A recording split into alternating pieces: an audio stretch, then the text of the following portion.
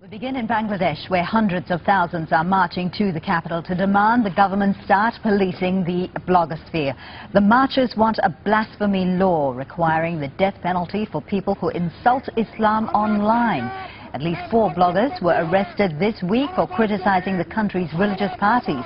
The government accused them of inciting violence, but critics say it's stifling free speech. The protests come after weeks of unrest rooted in Bangladesh's battle for independence. Now, the country broke away from Pakistan in 1971.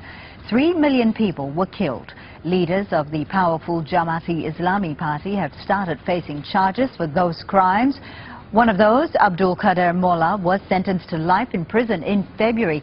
Almost immediately, online activists and bloggers protested against the verdict and demanded he receive the death penalty. Now, since then, Jazeera Islami supporters have held their own rallies accusing the bloggers of insulting Islam. Our correspondent is on the line for us in Dhaka. Now, we're not naming her for her own safety. Can you give us a sense of what's happening on the ground in Dhaka right now?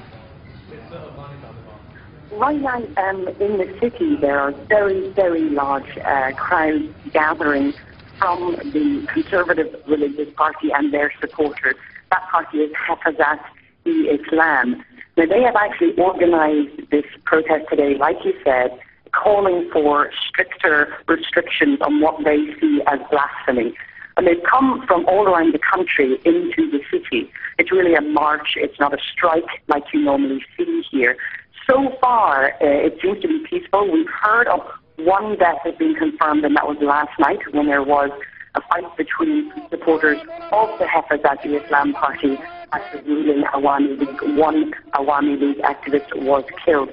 Now, usually what you'll see in Dhaka during these times in recent months is a higher death toll and much more violence. But so far today, it has been fairly peaceful, although the crowds are very, very big. And as you said, the crowds are very big, and we're right now looking at pictures where the crowds are definitely swelling and moving more towards the capital, Dhaka. Now, no doubt it's a very tense situation. How have the authorities prepared themselves for this? Well, the authorities now have more and more experience with this. In the last few months, they've been dealing with not just protests, but really quite violent protests. So they're really prepared. They have riot police. They have all different kinds of police here. There aren't any army or on the streets at the moment. They haven't basically ratcheted up to that level. But right now it's really a case of wait and see and trying to contain the crowd and to make sure that it doesn't turn violent. Like I said, they have experience with that. The other consideration they have is from the other side of this argument. There are also protesters who are saying that they want what they see as extreme Islamism, very conservative parties to be banned, and those people are calling for more secular politics here, and they are also protesting. So, of course, the government and the security forces here will be keen to keep the two sides apart. Right, we're going to have to leave it there. That's our correspondent speaking to us from the capital of Bangladesh, Dhaka.